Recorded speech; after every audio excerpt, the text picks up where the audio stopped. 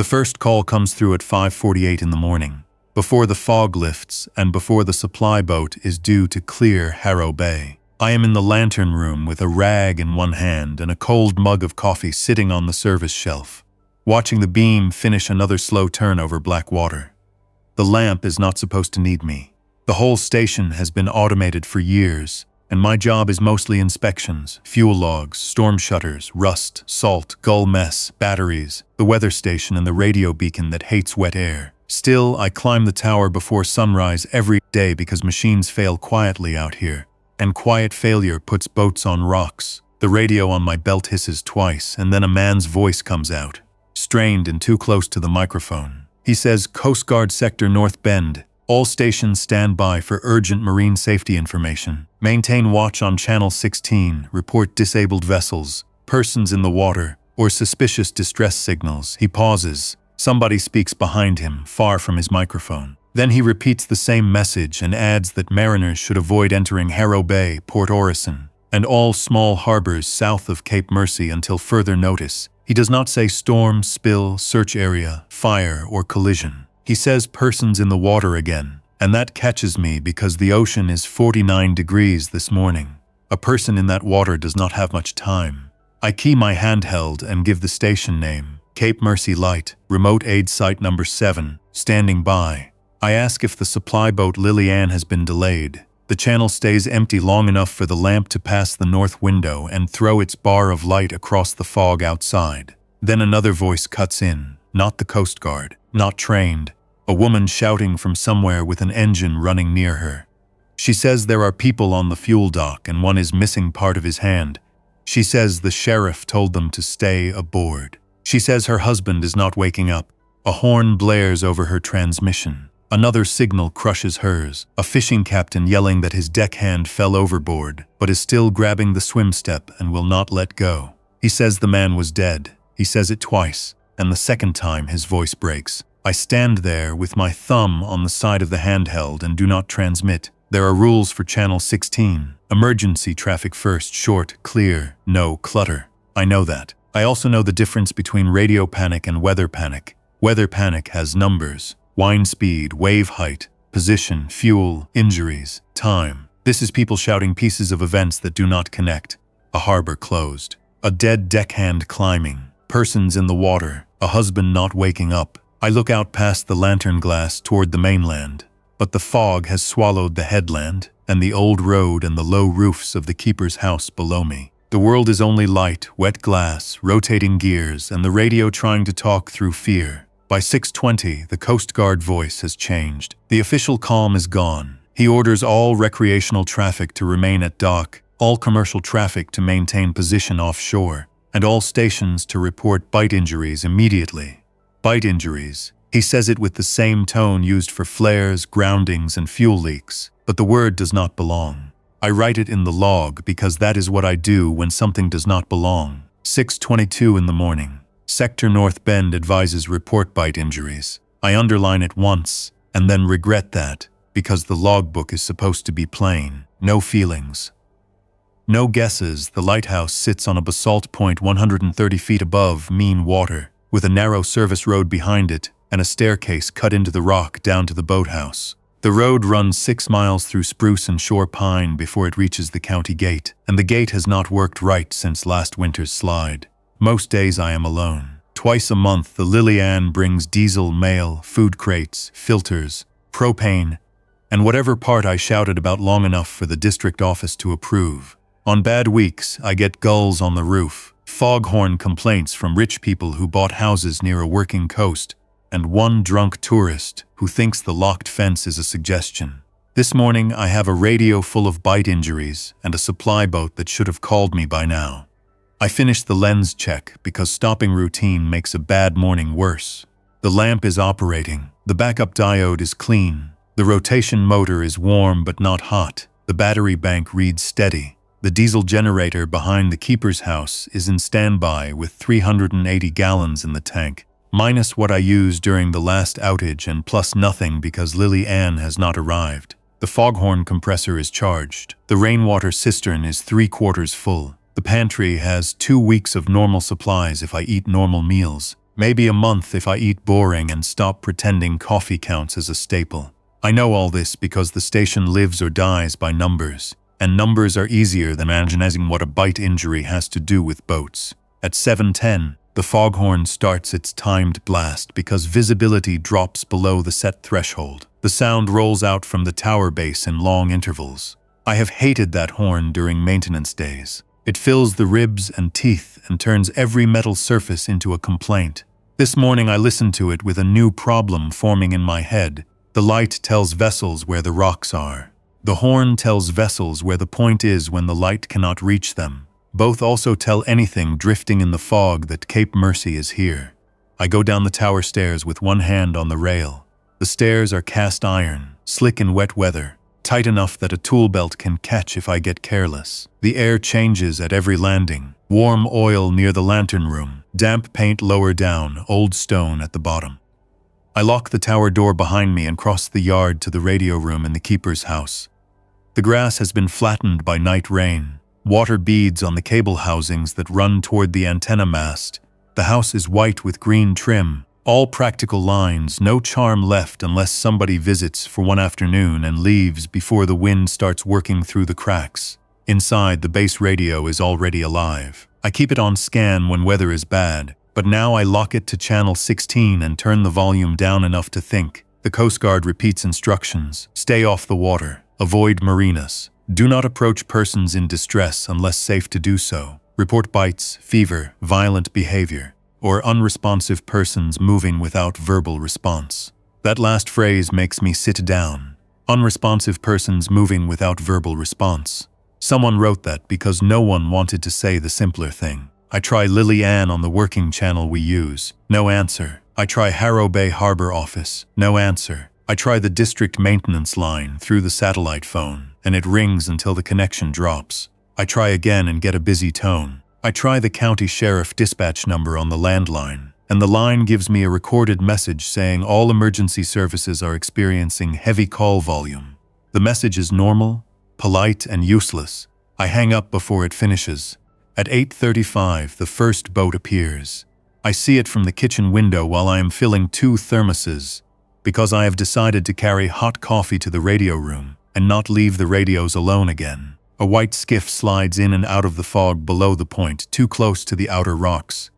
It is not under power, the outboard is tilted wrong, half out of the water, and the bow rides low. No one stands at the helm. It turns slowly in the incoming tide, drifts stern first toward the black teeth below the south ledge, bumps once, swings, and catches in the kelp. I grab binoculars and go outside without a jacket. Cold air hits my wet sleeves. The foghorn blasts above me, loud enough to make the gulls lift from the roofline and circle once before settling again. Through the binoculars, the skiff becomes a real boat with a registration number, a cooler, a red fuel tank, and a child's orange life jacket tangled around the rail. The deck is empty, the windshield is cracked. A smear runs across the inside of the glass, but I cannot tell if it is blood, bait, or rust water.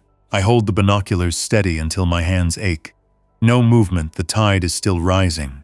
If the skiff breaks loose, it will come into Mercy Cove and smash against the boathouse pilings. If it stays, it may roll and dump whatever is aboard into the rocks. I call it in. Cape Mercy Light to Coast Guard Sector North Bend, unmanned skiff adrift near South Ledge. Registration visible, no persons aboard, possible hazard to navigation. I give the number, the position from memory, and the tide. Sector answers. After 20 seconds, the same tired man tells me to log and observe. No response boat available. Do not attempt recovery. Report persons in water. He says it all flat, but I hear another radio screaming in his room before his transmission cuts. I log and observe. That becomes the job for the next hour. The skiff lifts, scrapes, lifts again, and finally tears free of the kelp. It drifts north, misses the cove entrance by maybe 30 yards, and disappears into the fog beyond the point. The child's life jacket remains caught on the rocks, bright orange against wet stone. I do not go down for it. The Coast Guard said do not attempt recovery. The rocks are unsafe on a rising tide. Both statements are true. I still keep looking at it until the fog thickens and removes the color. By late morning, the radio has lost shape. Sector North Bend is still transmitting, but so are too many others. harbor workers, pleasure boats, a tug with engine trouble and no crew willing to go on deck, a school district bus driver somehow on a marine handheld from the Port Orison ferry terminal, asking if anyone can hear her because the parking lot fence is down. Two men arguing about whether a bitten person should be tied up. A calm voice from a sailboat saying he has locked his wife in the forward cabin and needs medical advice. No medical advice comes. The Coast Guard repeats, isolate the injured, avoid contact with saliva and blood, await local authority instructions. Await. That word starts to sound dishonest by noon. I check the service road from the upstairs bedroom window.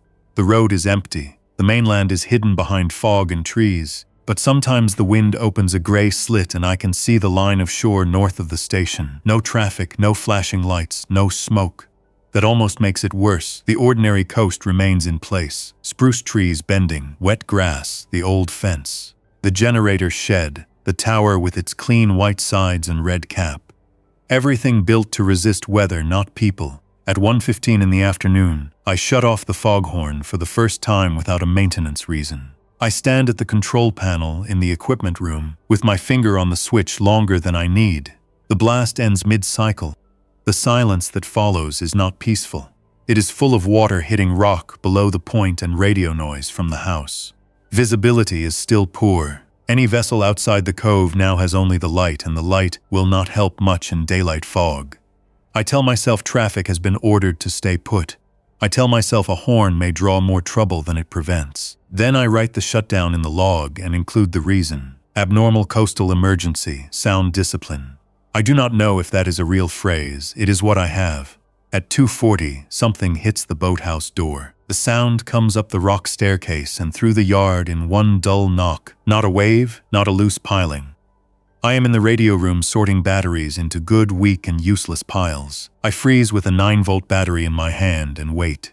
Another knock comes, softer. The boathouse sits at the bottom of the cove, 38 steps down from the lower platform, built into the lee side of the rock. It holds a 16-foot aluminum utility boat, spare line, crab pots left by the previous caretaker, fuel cans, old flotation gear, 2 oars, and enough mildew to qualify as a tenant. The door faces the cove, not the sea. For something to hit it, that something has to enter Mercy Cove. I take the handheld, a boat hook, and the flare pistol from the emergency locker. The flare pistol is not a weapon in any clean sense, but it gives me distance and noise if I need both. I put on rain pants, gloves, and the hard hat I use on storm days because panic makes people forget low beams and loose rock. At the top of the stairs, I stop and listen. The fog has thinned to a wet veil over the cove. The tide is high, water almost level with the boathouse threshold. Kelp moves around the pilings. A blue kayak floats upside down near the outer mooring buoy. One paddle is still clipped to it. Something pale rests against the boathouse door. At first I think it is a seal, then it pushes up with one hand. The person is wearing a yellow slicker over a gray sweatshirt. Male, maybe middle-aged, maybe younger and ruined by cold. He is on his knees in water that reaches the bottom of his ribs. His head hangs forward. He presses both palms against the boathouse door and drags one hand down the wood. He does not knock with purpose. The water lifts him, drops him, lifts him again. He remains there, heavy and slow, not trying to get clear of the tide. I call down from the platform, "Sir, can you hear me?" He does not lift his head. I call again. This is Cape Mercy Light. "If you can hear me, raise one hand." He moves, but not in answer. His shoulder rolls. His head shifts sideways, and his mouth opens against the door. The sound that comes up is low and wet and not a word. I aim the binoculars with one hand and catch his face for half a second. His eyes are open. His lips are blue. There is weed caught around his neck. One cheek has been torn, but not enough to explain why he is upright in water cold enough to steal strength within minutes. His jaw works against the wood. He bites the door. I step back so fast my boot slips on algae. My left shoulder hits the stair rail. The boat hook clatters against stone. The man below keeps biting the boathouse door. Slow, patient, wrong. He is not a survivor. I know it without knowing enough. He is a person in the water. He is an unresponsive person moving without verbal response. He is the phrase from the radio made physical and placed at my door by the tide. I call sector North Bend. Voice too loud at first, then I force it down. Cape Mercy Light reporting one male in the water at Mercy Cove Boathouse. Non-verbal, abnormal movement, possible bite exposure, possible deceased. He is at my station door, need instruction, sector does not answer. Someone else transmits over me, screaming about Port Orison Bridge. I wait, try again, and get nothing but broken traffic. The man below continues to work at the door with his mouth. The tide presses him against it. He cannot stand properly, but he does not need to. Water and wood hold him upright. I retreat to the yard and lock the lower gate at the top of the rock stairs. It is a waist-high service gate meant to keep visitors from falling during tours, not to stop anything determined. I wrap chain through it anyway and clip 2 padlocks because hands can learn simple things by accident. Then I drag 2 empty propane cages from beside the shed and wedge them across the path. My movements are ugly and rushed. The cages scrape the concrete and leave rust marks. I keep glancing down. The man remains at the door until the tide begins to fall. When the water lowers enough, he drops backward into the cove. For a while I see one hand open and close under the surface. Then the current takes him beneath the boathouse pilings. I do not go down. I do not try to recover him. I do not say a prayer because I have never known what to say when a body is still moving. I go to the sink in the mudroom and wash my gloves even though I did not touch him. I scrub the cuffs, the palms, under the nails, and the back of my wrists. The water runs clean. I keep washing. By sunset, the fog has lifted enough for the horizon to appear. The light begins to matter again. Its white beam cuts across the water every 15 seconds, exactly according to the station characteristic. Cape Mercy Light. One white flash every 15 seconds, visible 14 nautical miles in clear weather. A signature, a promise, a warning. Every chart says it. Every mariner near this stretch of coast knows it. Tonight that signature also says there is power here. A maintained station, a person or system still working. I stand in the yard and watch the beam pass over the cove, over the tide pools, over the stairs, over the boathouse door where bite marks show in wet wood. The bite marks are visible from the platform when I use the binoculars. I counted 6 marks before the light failed. Human spacing, deep enough to expose pale wood under the green paint. I write that in the log too, then close the book because the logbook is starting to sound insane. It is not the book's fault. At 8 o'clock, I turn the kitchen into a workroom. I fill every pot, pitcher, and plastic bin with filtered rainwater. I move food from the pantry into 2 crates and carry one upstairs, one to the radio room. I count lanterns, headlamps, handheld batteries, first aid supplies, contractor trash bags, gloves, bleach, duct tape, storm nails, spare hinges, and rope. I pull the plywood storm shutters from the storage rack and set them by the windows. I do not install them yet because I need visibility. I lock the back door, then put the oak desk against it, because locks are for honest conditions. I keep the front door clear but set a pry bar beside it. At 9:30, Lillian calls. The signal is weak. Tom Berrigan's voice, unmistakable even through static, comes in on our working channel. Cape Mercy, this is Lillian Jonah. If you are there, answer me now. I grab the microphone so hard the cord snaps tight against the table. Lillian, Cape Mercy, Tom, where are you? He says he is north of the reef line, engine running hot, no radar, no harbor to return to. He says Harrow Bay is gone bad. He uses those words, gone bad. He says people were fighting at the fuel dock. Then people who lost the fights stood back up. The sheriff tried to close the ramp. A woman walked into the prop wash of a trawler and came back against the dock with both arms reaching. Tom says he has 2 crew aboard and neither is bitten. He says he cannot reach my cove tonight because of debris and because something is in the water around every lighted dock. I ask him if he has fuel for the station. It is a stupid question, but the job asks through me before the rest of my mind can stop it. Tom laughs once. It is not humor. He says, Jonah buddy, I have diesel in drums and canned peaches for you and a replacement fan belt you yelled about for 3 months. I also have a harbor full of dead people standing in water. I am not making your landing in the dark. I tell him the cove is compromised. I tell him about the man at the boathouse. He goes quiet. His engine hums behind the signal. Then he says cold water slowed them at the dock. Fresh ones ran. Wet ones did not. Wet ones just kept coming until something got close. He says not to let one get hands on me. He says bites are bad, spit is bad, blood is bad, and nobody knows if scratches count. He says that last part because he has heard 10 versions in one day. I ask where he will go. He says offshore, maybe north if the engine holds. He asks if I will keep the light on. I do not answer fast enough. He hears the delay. He says he understands. Then he says there are boats out here with no electronics, no charts, no sense left. He says some of them will aim for any working light. He says if I go dark, people may hit the reef. If I stay bright, the wrong people may come right to my stairs. That is the first honest statement anyone gives me all day. We agree on a check-in at dawn if he still has radio. He tells me to chain the boathouse from above if I can. I tell him I already locked the stair gate. He says not enough. He is right, the gate is not enough. After the call, I sit in the radio room until the beam passes the window 20 times. I count because I need the station to remain a machine with rules. 1 flash, 15 seconds. 1 flash, 15 seconds. Outside, the tide has turned again. The cove is filling. I imagine the man in the yellow slicker under the boathouse or beyond the pilings, waiting without the ability to wait. That thought is not useful, so I stop it by moving. I take a coil of 3/4-inch rope from the shed, 2 lengths of chain, a come-along, and a box of shackles. The storm lights around the yard throw hard shadows against the wet ground. I stay inside the fenced service path and work from the upper landing. I cannot reach the boathouse door without going down, but I can rig a drag line from the platform rail to the lower gate and pull the gate tighter against the stone posts. It is bad work in the dark. My gloves get soaked. A shackle pin drops and bounces down 3 steps before landing against the chain. I freeze for a full minute listening. Nothing comes up from below.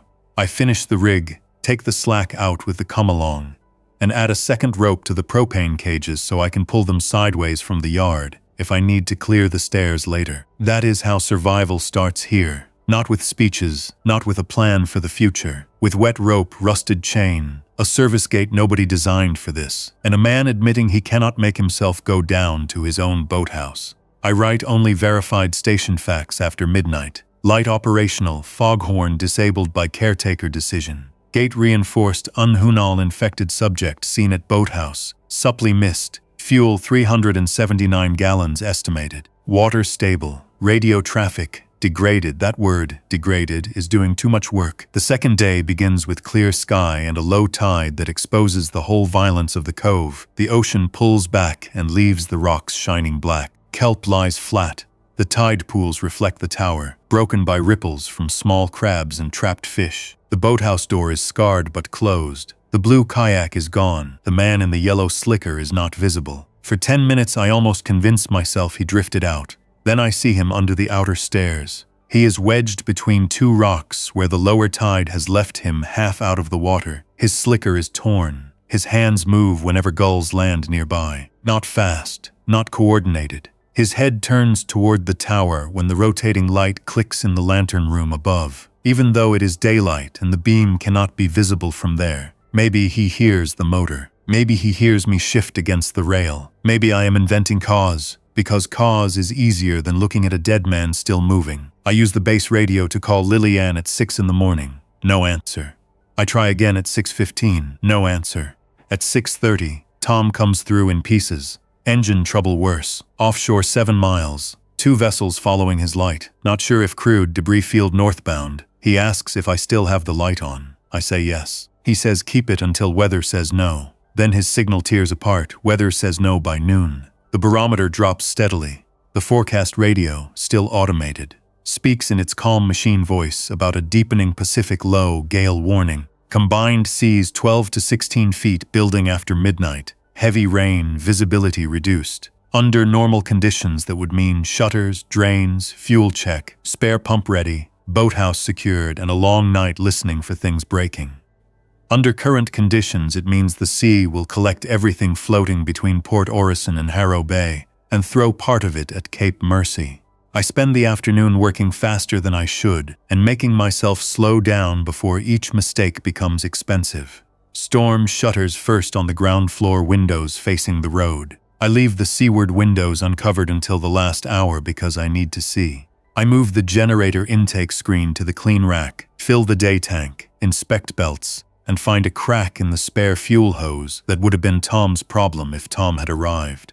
I patch nothing that does not need patching yet. Repairs done in fear can create new failures. I move fuel cans from the boathouse inventory list to the loss column because I am not going down there. At 3:10, the first debris line arrives. It is not dramatic, no huge ship, no burning wreck. It is small human things carried by tide and wind, a white cooler with a broken lid, 2 deck cushions, a green tackle box, a grocery bag wrapped around kelp, a single rubber boot, another life jacket, adult size, a plastic crate with the name of Harrow Bay Seafood stamped on the side. These objects move into Mercy Cove one by one, turn in the eddies, bump rock, and either stay or leave. Each one makes the cove look less remote. The mainland is coming to me in pieces. At 5 in the evening, I reinstall the last seaward shutter and leave only the narrow observation slit in the radio room. The house becomes dim. Rain starts at 5:40. Wind follows. The tower light continues its official pattern, and each flash reaches into the rain and disappears. I keep it active because Tom may still be out there, because other boats may still be out there, because I have been taught that a light is not mine to use for personal comfort. That idea begins to crack sometime after dark, when the first human voice comes from the service road. "Hello, please. Is anyone there?" I am in the mudroom with a hammer in my hand and screws between my lips, tightening the inner brace on the front shutter. I spit the screws into my palm and turn off the mudroom lamp. The voice comes again, closer, from beyond the gate at the top of the service road. Female, adult, exhausted, not shouting now. I move to the upstairs bedroom and look through the gap between shutterboards. The yard floodlight is off because I killed it earlier to reduce visibility from the road. Moonlight gives me almost nothing. I see the fence line, the gate, the dark shape of the road, trees moving in wind. Then a small flashlight clicks on and points at the ground. A woman stands outside the station gate with one hand on the chain. She wears a red rain jacket and a backpack. A boy, maybe 12, stands behind her holding a plastic tote against his chest. He has no hat, rain runs down his face. Both look alive in the ordinary terrible way. Cold, scared, soaked, waiting for an answer. I do not open the door. I open the upstairs window 2 inches behind the shutter and call down. "Stop at the gate. Do not climb it. Are either of you bitten?" The woman starts crying at that, but she answers no. She says no twice. She says her name is Mara, the boy is Owen, and she drove until the road was blocked by trees and abandoned cars. She says the county shelter at Gray School turned people away after someone changed in the gym. She says she saw the light and walked. She says her husband is not with her. She says it in a way that ends the subject. I ask her to turn slowly and show her hands, arms, neck, and face. The request feels cruel from an upstairs window. It is still necessary. She obeys. Owen obeys after she tells him. I ask about blood on clothing. She says the stain on her sleeve is from falling near the gate. I tell her to wipe it with rainwater and show me the skin under it. It is a scrape, not a bite. At least from 30 feet away in rain and bad light. It is a scrape. That is not good enough, but the alternative is leaving a woman and a child outside a fence while the road behind them may hold anything. I give instructions one at a time. She will open the outer gate herself. With the key I lower in a bucket from the window. She will relock it behind her. She will not approach the house. She and Owen will enter the equipment shed on the north side, which I can unlock remotely by pulling the latch cable from the mudroom window. Inside are blankets, bottled water, and contractor masks. She will strip off wet outer layers and bag them. She will stay there until morning. I will not share indoor air until I am sure. She listens. She does not argue. That tells me more about the day she has had than her words did.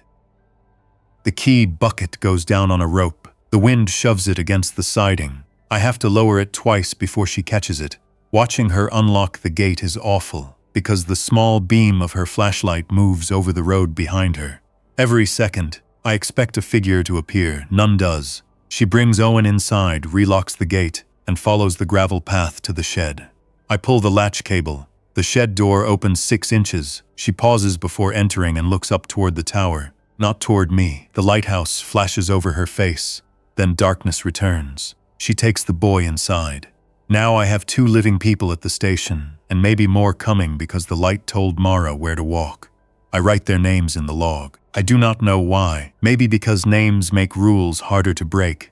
The storm reaches hard after midnight. Rain hits the shutters with a force that sounds thrown by hand. Wind pushes under the eaves. The tower shakes in tiny ways old towers do during weather, not dangerous. Just enough to remind a person that stone and iron are not immune to pressure. The generator starts at 1:32 in the morning when the grid line from the mainland fails.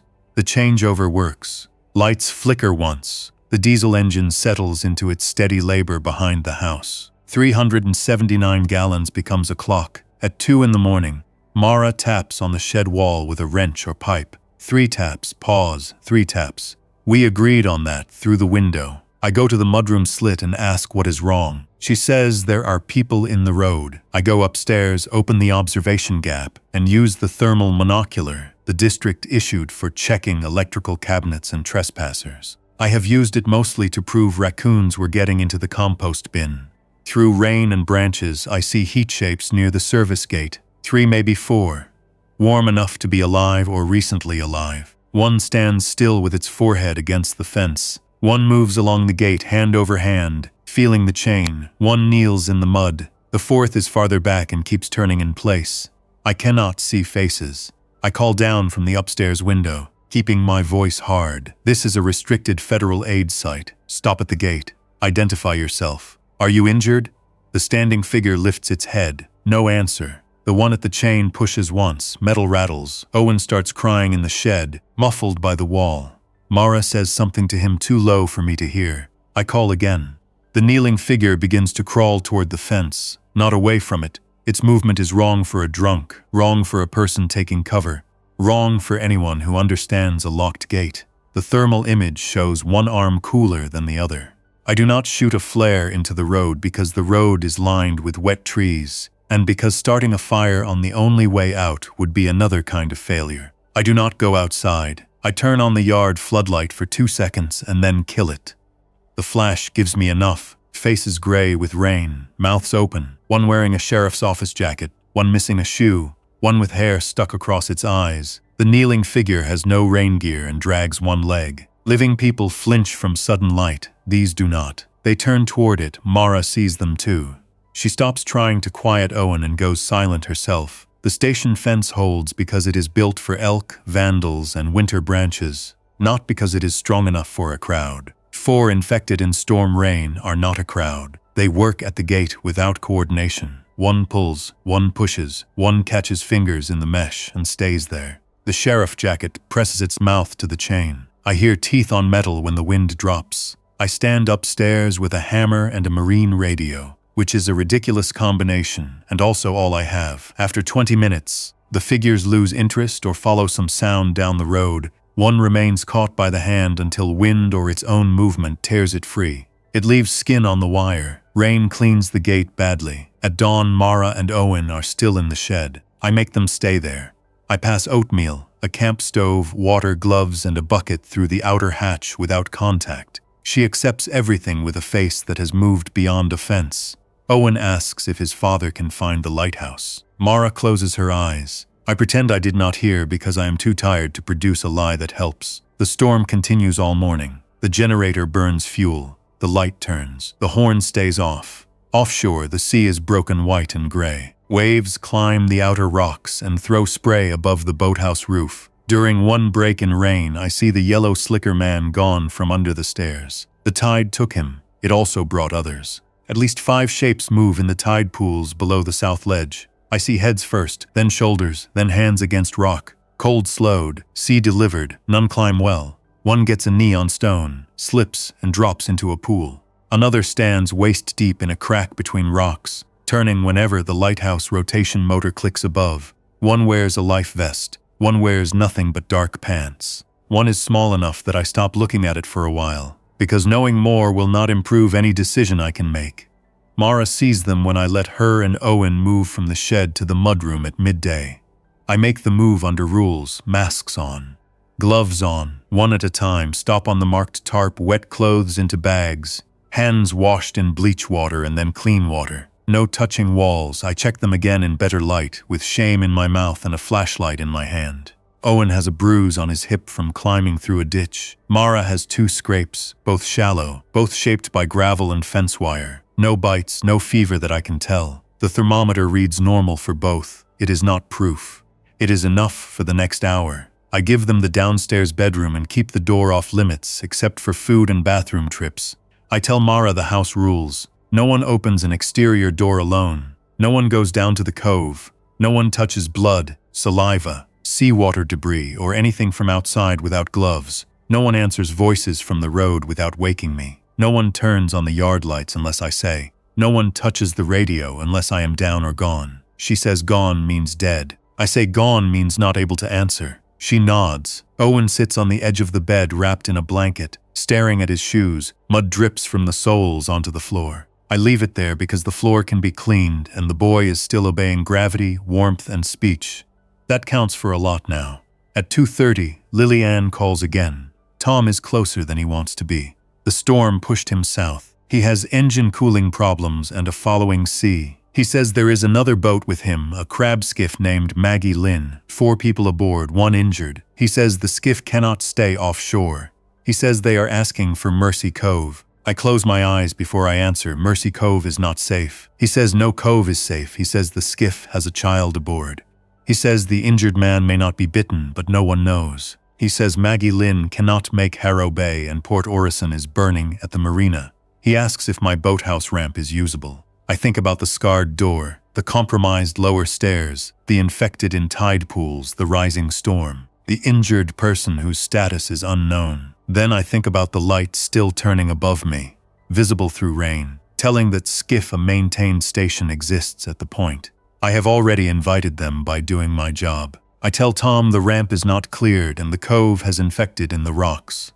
He says Maggie Lynn draws shallow and can nose against the inner stones at high tide if someone throws a line. He says he cannot take them aboard Lily-Ann because his deck is full of fuel drums and because one of his crew will not allow the injured man near the cabin. His voice goes flat at the end. Tom is not proud. Pride has become expensive. I ask for the injured man's wound. Tom relays. A deckhand named Travis, late 20s, arm torn during dock fight at Harrow Bay. He says a woman grabbed him from the water. He had a heavy jacket, the sleeve tore. There is a curved wound near the forearm, could be teeth, could be a cleat, could be both. He has no fever yet but shakes from cold and shock. The people aboard are Cole Mercer, boat owner, June Mercer, his daughter, 16, May Adair, retired pharmacist, Travis Bell, deckhand. Cole wants landing, May wants quarantine. June is quiet. Travis says he will stay tied in the bow if needed. That last sentence decides nothing, but it makes the decision human. I tell Tom I can accept a quarantine landing only. No one enters the house.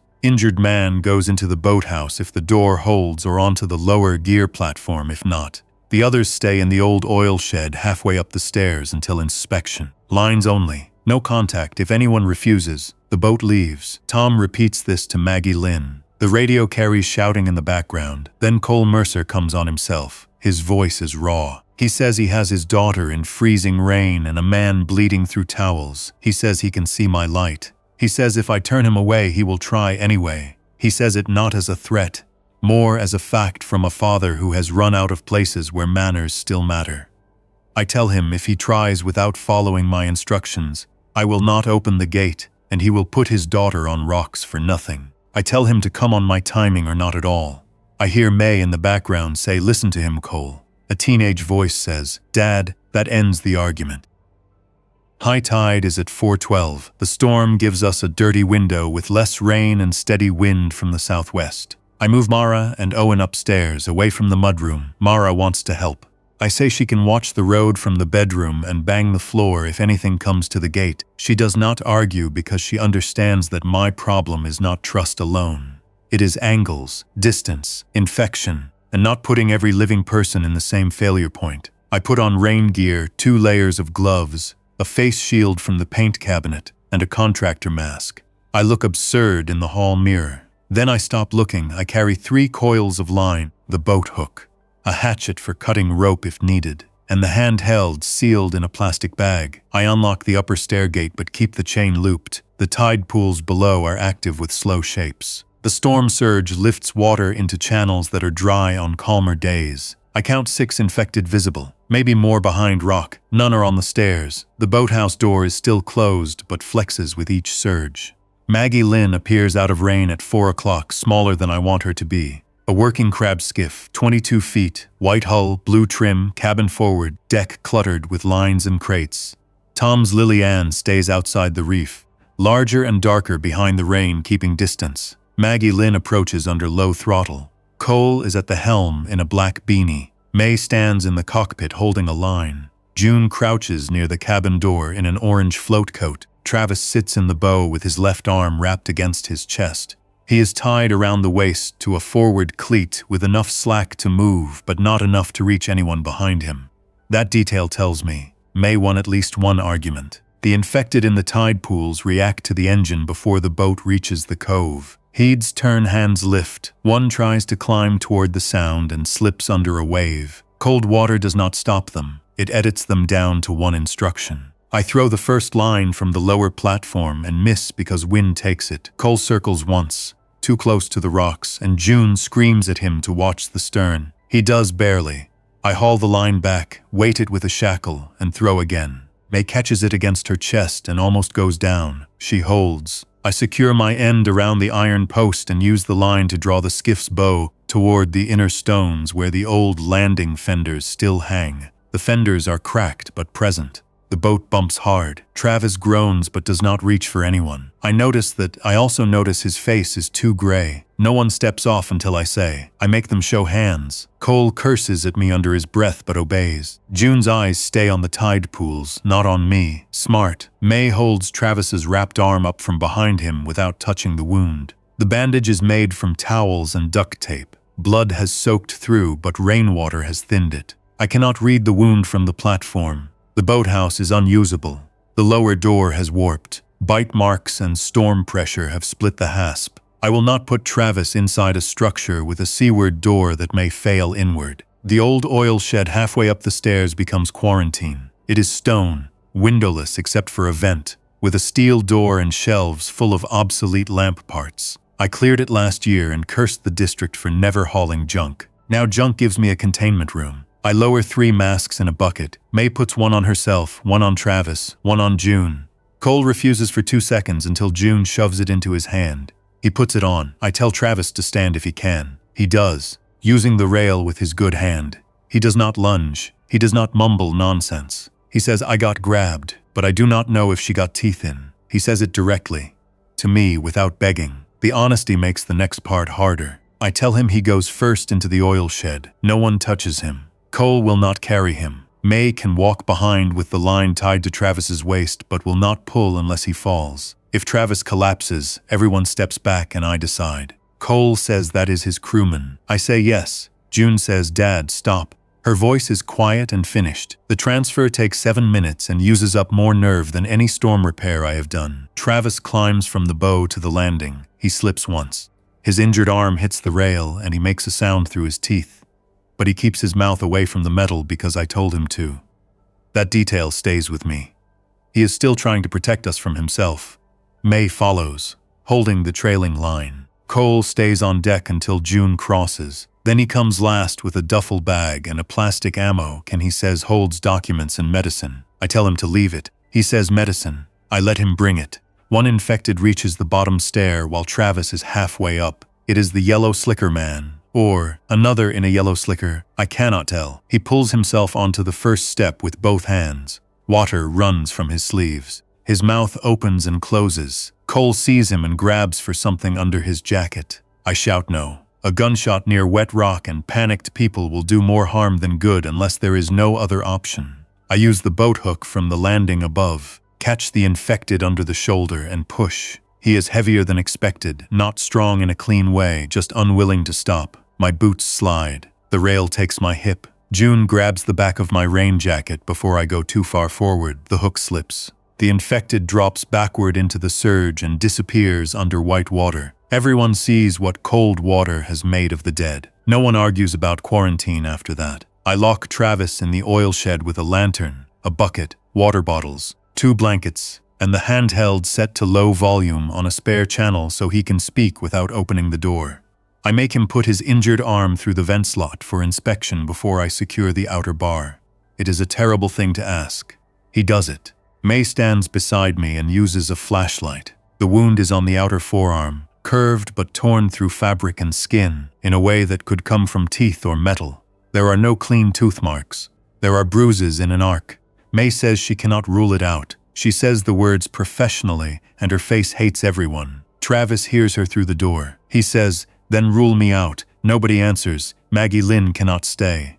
Cole wants to keep it tied at the landing, but the rising surge will smash it before midnight, and a tied boat becomes a ladder if enough infected are carried against it. Tom calls from outside the reef and says he can tow the skiff offshore if Cole releases it. Cole refuses until June says she will not sleep above that cove with a boat knocking on the rocks. Cole looks at her for a long second and then hands me the line. I pass it back down. Maggie Lynn backs out with Tom's guidance, nearly broaches in the channel, then clears the cove. Lily Ann takes the tow and both boats fade into rain. Tom says he will try to anchor behind North Teeth if the storm lets him. He says he will call at 6. He does not say goodbye. Now the station has 7 people. Me, Mara, Owen, Cole, June, May, and Travis locked in the oil shed. 7 people, 1 generator, 1 known injury, 1 compromised cove, 1 road gate that saw infected last night, and a lighthouse still broadcasting our position to sea and land. Inside the house, the new arrivals smell of diesel, bilge water, wet wool, and fear. I make them strip outer gear in the mudroom and bag it. Cole hates every instruction and follows each one. June follows faster than he does. May asks for soap, clean towels, any antiseptic, a thermometer, and a place to lay out supplies. She does not claim to be a doctor. She says she ran a pharmacy for 31 years and knows when something is beyond her. I give her the kitchen table and the first aid crate. She organizes without drama. Fever reducers, gauze, tape, gloves, alcohol pads, burn cream, iodine, scissors, tweezers, oral thermometer, 2 expired cold packs, and 1 bottle of antibiotics from my dental infection last winter. She looks at the antibiotics, reads the label, and says, "Not magic." I say I know. She says people forget that now. I say I believe her. Cole has a revolver in his duffel. I see the outline when he moves it from one hand to the other, near the downstairs bedroom. I tell him all firearms go unloaded in the pantry safe or he leaves the house. He laughs once and says I am not in charge of him. I say inside this station I am in charge of doors, light, fuel, water, and radio. That means I am in charge of whether he survives the night. June looks at him. He gives her a look back that says not now, but she does not drop her eyes. The gun goes into the pantry safe unloaded, with the cartridges in a separate jar. I lock both. He keeps the key to neither. He hates me honestly after that, which is cleaner than pretending. Travis calls on the spare handheld at 7:20. His voice is steady. He asks if the boat made it out. I tell him yes. He asks if June is okay. Cole stands in the kitchen doorway, listening. I tell Travis she is inside and dry. June asks for the radio. I hesitate, then pass it to her. She presses the talk button and says, "You did good getting up the stairs." Travis says, "You pulled Jonah back." June says, "Yeah." Travis says, "Good." That is all, less than 10 seconds. It almost ruins everyone.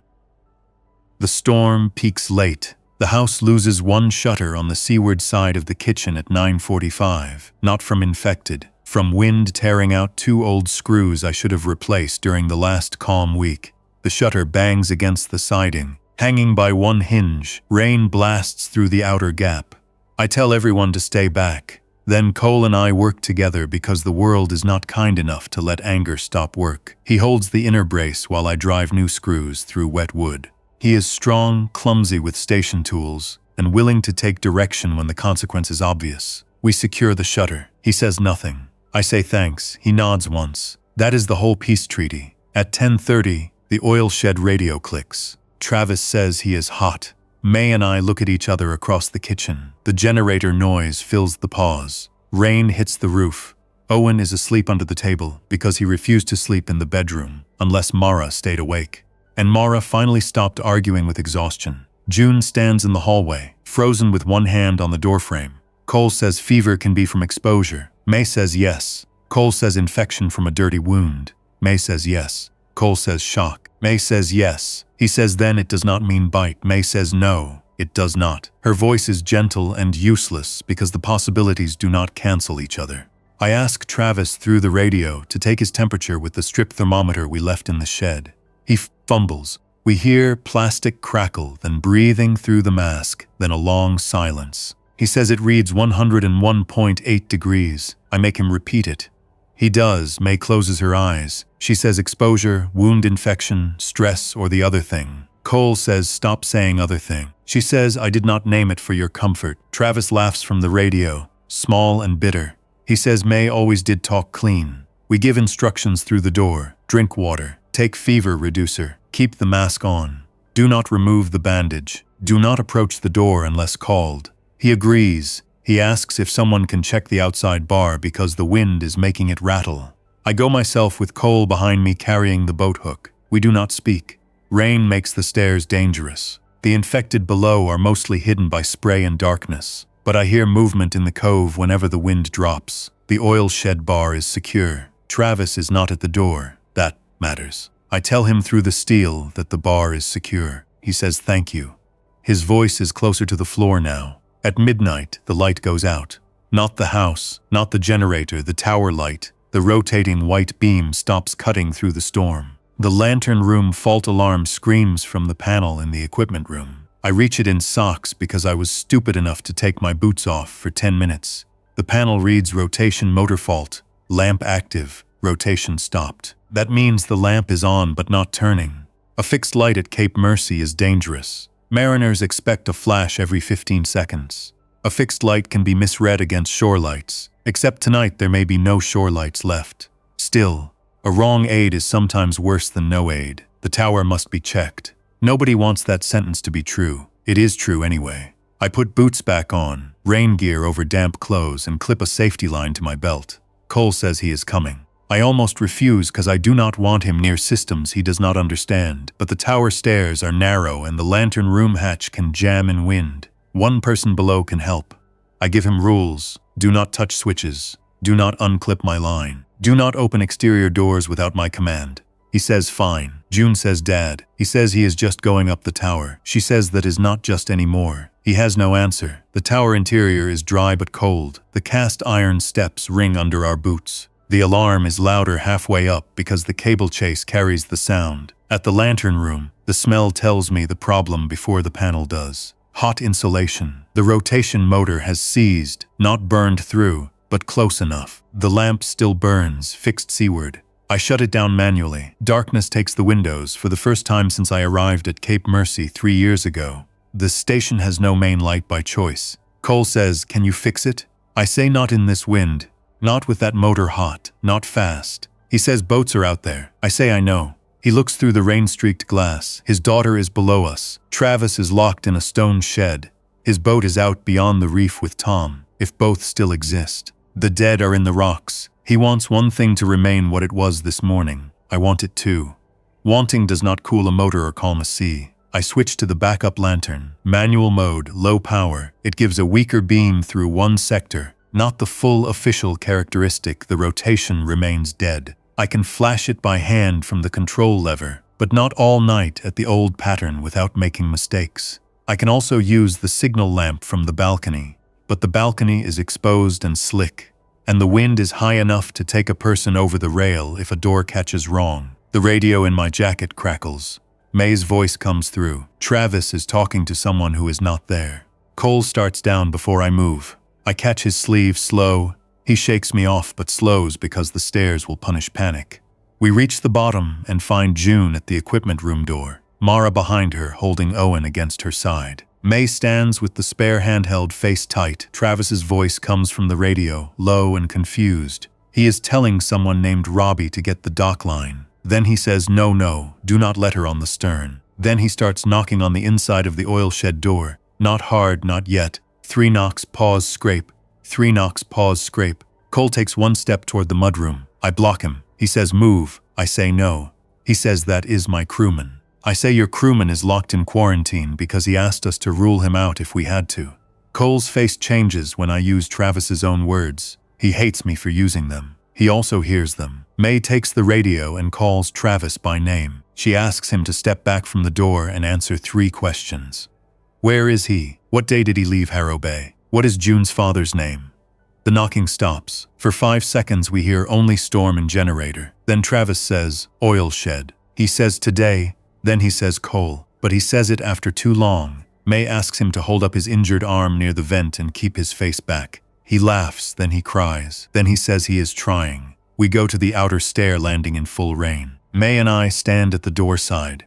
Cole stands 2 steps back because I make June stand behind the locked mudroom door where he can see her through the glass. He will not rush the shed if rushing it means June watches him do it. That is not manipulation I am proud of. It works. Travis gets his arm near the vent. The bandage has shifted. The wound is swollen and ugly, but not enough to prove anything. His hand shakes. May shines the light and speaks to him the whole time. Travis, keep your face back. Travis, good. Travis, can you open and close your fingers? He does. Then his other hand hits the inside of the door with sudden force once, twice. His injured arm jerks out of the slot. His face slams into the vent from inside, mask half off, teeth bared in a way that is not pain alone. Cole makes a sound I do not want to remember. I drop the vent cover and slide the steel plate across. May steps back. Travis throws himself against the door hard enough to make rust dust fall from the frame. The outer bar holds, the padlock holds. The old stone shed holds because men who stored lamp oil did not trust fire or weather. Inside, Travis stops using words. He hits the door with hands, shoulder, mouth. Then he goes quiet except for dragging sounds and the wet click of teeth against metal. June is behind the mudroom glass. She saw enough. She does not scream. She presses both hands over Owen's ears because Owen is too close. Mara pulls him away. Cole stands in the rain with his head lowered, fists closed, doing nothing because there is nothing he can do that does not make Travis's honesty meaningless. We leave Travis in the shed. There is no cleaner sentence. We leave him there because opening the door would turn one loss into more. May writes the time in the medical notes she started on the back of an old maintenance form. 12:48 in the morning. Acute behavioral change, no verbal response, violent contact with door. She writes it with steady hands. Then she folds the paper and puts it in her pocket.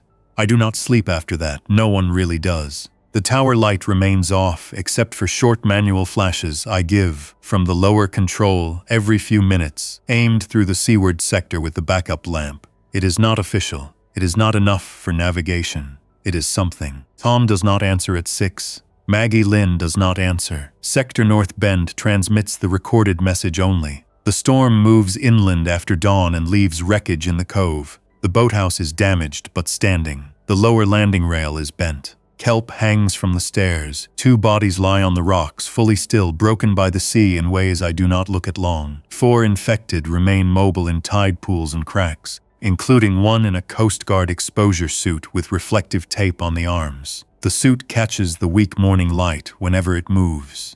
The yellow slicker man is gone or buried under debris. The oil shed door is scratched from inside around the vent. Travis is quiet until the sun reaches the stone. Then he starts again. Slow impacts, not constant. Nicole asks for the revolver. I say no. He says I am not asking to carry it. He says Travis should not stay that way. May sits at the kitchen table with both hands around a mug she has not drunk from. June stands behind her father. Mamara keeps Owens upstairs. I understand Cole's request. I do not trust what follows if I open the safe and hand Grief a gun. I also do not trust myself to decide mercy from a dry kitchen while a man hits a shed door because we did not know enough soon enough. I tell Cole we cannot fire unless there is a breach or direct danger. Sound carries. There are infected in the cove and more on the road. A shot may draw whatever is within earshot. Cole says the generator is already drawing them. I say yes, and the light drew people, and the storm drew bodies, and every choice has a cost. He says that is not an answer. I say it is the only honest one. June speaks before he can. She says Travis said rule me out. She says he did not say leave me to hit a door forever. Her voice does not shake. That makes it worse. May puts her mug down. She says there may be a way without opening the shed, but no way is clean. And she will not describe it in front of Owen. I stop her, not because I disagree with Mercy, because we are standing at the edge of turning survival into invention under stress. And invention under stress can hurt the wrong person. I say we wait until the cove is quieter and the road is checked. I say no one goes near the shed alone. Cole says waiting is cruelty. I say moving too fast may be more cruelty spread around. This is where a better man in a cleaner story would know the right thing. I only know the next thing. At 11:15, the Coast Guard recording stops. For almost a minute, channel 16 is empty except for static. Then a new broadcast begins from a different source, weaker but structured. It identifies itself as Oregon Emergency Coastal Net Relay, temporary station in Eugene, forwarding state guidance. The message says infected individuals are drawn by repeated sound, bright light, and close movement. It says saltwater exposure slows muscle response but does not neutralize threat. It says suspected exposure through bites, saliva, and blood requires isolation for no less than 12 hours and preferably 24, though symptom onset may vary. It says do not rely on verbal response alone. It says maintain local control of fuel, water, and medical supplies. It says if operating navigational lights, consider coded or intermittent signaling to known vessels only. It says all federal and state maritime assets are limited. That is the government now. A weak relay station telling whoever still has power to make local decisions and not us expect rescue. I record the message on the old digital recorder I use for machinery sounds. Then I replay it for everyone in the kitchen. Coded or intermittent signaling to known vessels only. The phrase gives permission to what I have been afraid to choose. The official light characteristic ends at Cape Mercy at 12:06 in the afternoon. I write it in the log. Main rotation fault remains. Emergency guidance received. Switched from continuous official aid to intermittent coded signal. I do not know if anyone will ever read the book and judge that decision. I judge it while making it. I am turning a public aid into a private filter. Mariners without the code may miss us. Infected may lose a constant draw. Survivors who know Morse or who listen on radio may understand. Others may not. This is not pure, it is survivable. The coded pattern is simple because simple survives fear. 3 short flashes, long dark, 1 short flash, long dark. Repeat every 5 minutes only during radio listening windows. On the radio I broadcast. Cape Mercy Light operating intermittent emergency signal. Do not approach without radio contact. Cove compromised, quarantine required. State persons aboard, injuries and fuel status before closing shore. I say it every 15 minutes for 2 hours. No answer from Tom. No answer from Lily Ann. No answer from Maggie Lynn. At 2 in the afternoon, the generator sputters once. I am in the equipment room, so I hear the change before anyone else does. A cough in the engine rhythm, then recovery. Water in fuel, clogged filter, air in line. The day tank gauge reads lower than expected because the storm load ran hard. I shut down non-essential circuits, yard lights, kitchen outlets, laundry, exterior heater strips, half the house lighting. The tower backup lamp stays manual. The radios stay. The refrigerator becomes a question. We move perishables into the cold mudroom and decide what must be eaten today. Hunger becomes another management system. I change the first fuel filter with Cole watching from the doorway. I explain only what he needs, because if I go down, someone must understand the generator enough not to kill it by kindness. Fuel valve, filter housing, gasket, bleed screw, catch pan, no smoking, no open flame wipe spills. Listen after restart. He pays attention, not because he likes me, but because June is in the next room. We restart, the engine runs clean. I mark the used filter, bag it, and put it outside in a sealed bucket because everything smells dangerous now. In the late afternoon, Travis breaks the inner shelf in the oil shed. We hear wood crash, then metal parts spill across stone. He drags something against the door from inside. The outer bar holds, but the lower hinge shifts. Cole goes pale. May says the door was built to keep fire in, not a man throwing himself for hours. I say he is not throwing himself with full coordination. She says that may change if he warms. I do not want that to be true, it is. We decide to reinforce the outside without opening the shed. Cole and I carry 2 storm planks and a chain down to the landing, while May watches from the mudroom with the radio, ready to call if the road gate changes. June insists on helping from behind the inner door by feeding rope through the cracked window. I let her because keeping her useless would be cruel, and because she has already proved steadier than most adults here. We approach the shed from the side. Travis reacts to our footfalls. He hits the door where our shadows move. Cole flinches each time. I tell him to focus on the plank ends. He tells me not to talk down to him. Then he places the plank exactly where I point. Work continues because a fence has no authority over gravity. The tide below is low again. More infected are visible now, gathered in the pools closest to the lower stairs, 9 maybe 11. Some are trapped by rock walls and will remain until the tide lifts them. Some stand free on the slick shelves and face uphill. None make sound except small wet movements and the occasional scrape of footwear on stone. The absence of moaning is worse than film noise would have been. Real things do not perform for comfort. I change the signal again. No flashes unless we hear a vessel call on radio or at the top of each hour for 1 minute. Longer dark periods. Shorter information. I broadcast the change. Cape Mercy light dark except emergency contact windows. Do not approach without radio contact. Cove compromised. This is not a safe landing without instruction. My voice carries the weight of turning away boats. It is also true. At 8:20 Tom calls. His voice is weak but there. Lily Ann is anchored badly behind North Teeth with one engine down. Maggie Lynn is still with him, damaged but afloat. He has Cole's skiff and the fuel drums. One of his crew is sick but not bitten, he says. Then he says he thinks not bitten. He asks about Travis. I look at Cole. Cole looks at the table. June grips May's sleeve. I tell Tom Travis became symptomatic during the night and is contained. Tom swears once, catches himself, and apologizes to June though she is not on the radio. He says there are more boats offshore than he can count, many dark, some drifting toward any light. He says a cutter was visible south at dawn and then not. He says he saw people jumping from a ferry because infected were moving through the car deck. He says do not run the old light. Do not run the horn. The horn will bring everything that can hear through water, fog, and rock. I ask if he can bring the diesel when seas calm. He says maybe tomorrow night, maybe never. He asks if we can take more people.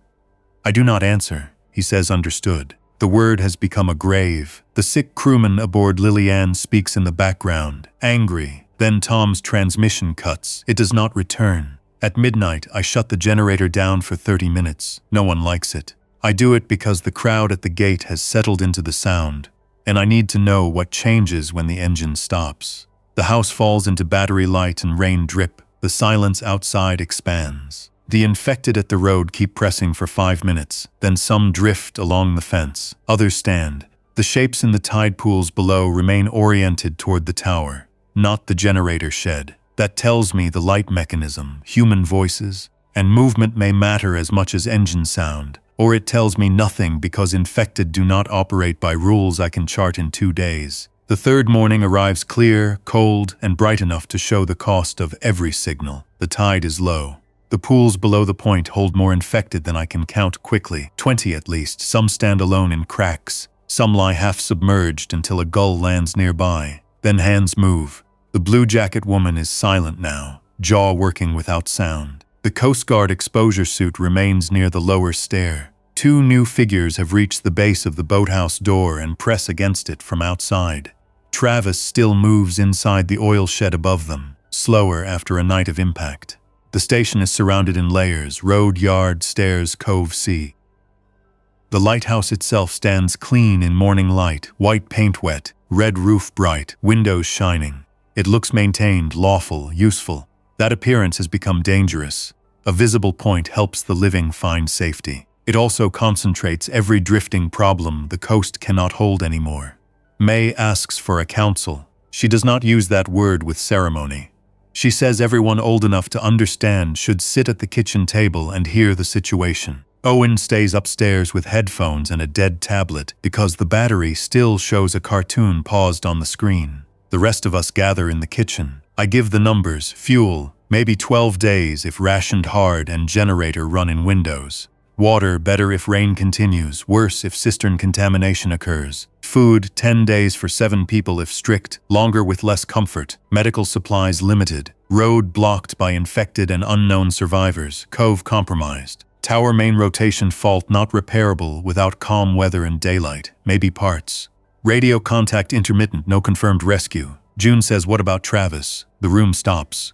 May answers before I can. She says Travis is no longer medically Travis in any way we can reach. Cole flinches but does not shout. June says she knows. She asks how long the shed holds. I say not forever. She asks what happens if it fails. I say we fall back to the house and tower. She says then he becomes another thing at the door. I say yes. She nods once hard, forcing the fact into a place where it will stay. We do not solve Travis at the table. We solve the next hour. Reinforce the mudroom, move supplies upstairs, establish watch shifts, run generator 2 hours on, 4 hours off unless weather or radio requires, signal only at scheduled windows, no foghorn, no full sweep, no exterior lights except brief checks. Road gate monitored by thermal and sound, cove monitored from the tower only. The kitchen table becomes a station board, not a community, not a family. A station, the day turns practical, which saves us from thinking too much. Cole and I board the interior of the mudroom door with removable cross braces. Mara and June fill bottles and label them by date. May repacks medical supplies into 3 bags. Daily emergency quarantine. Owen sorts batteries with the seriousness of a boy given a task that is not pretend. He tests each one in a flashlight, calls out good, weak, dead, and puts them into bowls. He asks what to do with dead batteries. I tell him keep them separate because in a bad enough night even dead sometimes gives a minute. He accepts this as a law of the new world. The 5th day opens with no Lily Ann, no Maggie Lynn, no Tom, and no official voice except Eugene Relay. The road crowd has thinned, but infected still press the truck gate in 1s and 2s. Peter and Allison are no longer visible. I do not look for them with binoculars. The oil shed remains sealed. Travis moves less. The cove count is impossible now, because many are partially submerged.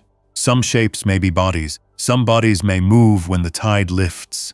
The station board says we can last if nothing else goes wrong. That condition is insulting because everything goes wrong in sequence. At 10:15, Owen develops a fever. Mara almost lies. I see it in the half-second before she brings him to May. Not malicious, maternal arithmetic. If fever means expulsion, a mother may hide fever for a few hours and call it hope, but she brings him. That matters. Owen has no bites, no blood exposure we know of, no seawater contact. He vomited 2 nights ago. He slept badly. He ate old crackers and powdered soup. He may have a stomach bug, stress fever, bad water from the shed bottle, or the beginning of some pathway we do not understand. May checks him, checks his skin, his throat, his scrapes. No wounds. Temperature 100.4 degrees low. Enough to scare everyone. We isolate him and Mara together in the upstairs bedroom with the window cracked and the door curtain hung, not because we think he is infected, because rules must not bend only when love asks. Mara accepts the isolation with anger. She points at the floor. She says she should have stayed outside. Say no. She says you do not know that. I say no, I do not. She goes inside and shuts the door. Owen cries because he thinks he is Travis now. June talks to him through the door. She tells him fever can be lots of things. She tells him Captain Soap is on the case. May rolls her eyes and keeps mixing oral rehydration drink from measured salt, sugar, and clean water. She makes me taste it to prove it is not too strong. It is awful. She says good. Medicine does not need to be pleasant. Owen drinks because June tells him she will not play cards with a dehydrated opponent. Normal bribery survives. By evening, his fever drops. The entire house exhales without saying so. Mara apologizes to May for glaring. May says glare later. Wash hands now. Mara laughs once, sharp and tired. It is the closest thing to normal conversation we have. That night, I change the light routine one final time. I do it after listening to the radio for 2 hours and hearing no known vessels. Only broken calls from boats too far or too compromised to reach. I do it after counting fuel and watching infected turn toward every scheduled flash. I do it after seeing 3 living figures on the northern road stop and use the lighthouse tower as a target even with the main beam dead. I do it after realizing the station cannot remain a beacon and a shelter at the same time without becoming a trap for both. The new routine is not a lighthouse characteristic. It is a door knock for people already in the conversation. At the top of every 3rd hour, I send 2 short flashes, long dark, 2 short, long dark, 1 short. Then nothing for 20 minutes, no horn, no sweep, no yard lights. Radio listening in silence. If a vessel answers correctly, we speak. If not, we stay dark. I broadcast the change once on low power and then stop repeating. Every transmission is also an advertisement. I climb to the lantern room alone before midnight. The wind has dropped. The sea below is restless but no longer violent. Moonlight gives the tide pools edges. Topacies stand in them. More than yesterday, maybe fewer than tomorrow. Some face the tower, some face the road. Some are stuck between rocks and move only when water lifts them. The Coast Guard exposure suit is still there. The blue jacket woman is gone. A new figure in a white shirt stands on the lower stairs behind the locked gate. one hand through the rail, caught by the wrist. It may have arrived with the last tide. It may have climbed while we watched Owen. The lower world has its own schedule. I put my hand on the manual flash lever. The lantern room smells of cold metal, old oil, hot dust from the backup lamp, and damp rope from my jacket. The logbook is open on the service shelf. I write the time in full because somebody may need to know when Cape Mercy stopped being an official light and became a guarded signal. Then I send the code, 2 short darkness, 2 short darkness, 1 short. The shapes below react not all. Enough heads lift in tide pools, hands shift on rock. The figure on the lower stairs pulls once against the rail. From the road gate, a faint rattle answers. Delayed by distance, the light has spoken, and the dead have heard something, but not enough to march cleanly, not enough to gather fast. That is the balance now. Speak barely enough for the living. Stay dark long enough to deny the rest. When the dark period begins, I do not move. I let my eyes adjust. Offshore, 1 tiny light answers far north. 1 long, 1 short. Lily Ann's old safe signal, or someone who learned it from Tom, or a coincidence. I wait for radio. Nothing comes. The tiny light repeats once, weaker. Then it vanishes. I do not run the full beam for it. That is the hardest thing I have done since the first man came out of the surf. I keep the station dark because 7 people inside are listening to every choice I make through walls, floorboards, and silence. Because the cove is full. Because the road gate is damaged. Because the sea brings everything to a light eventually. I go downstairs at 1 in the morning. Cole is awake at the kitchen table.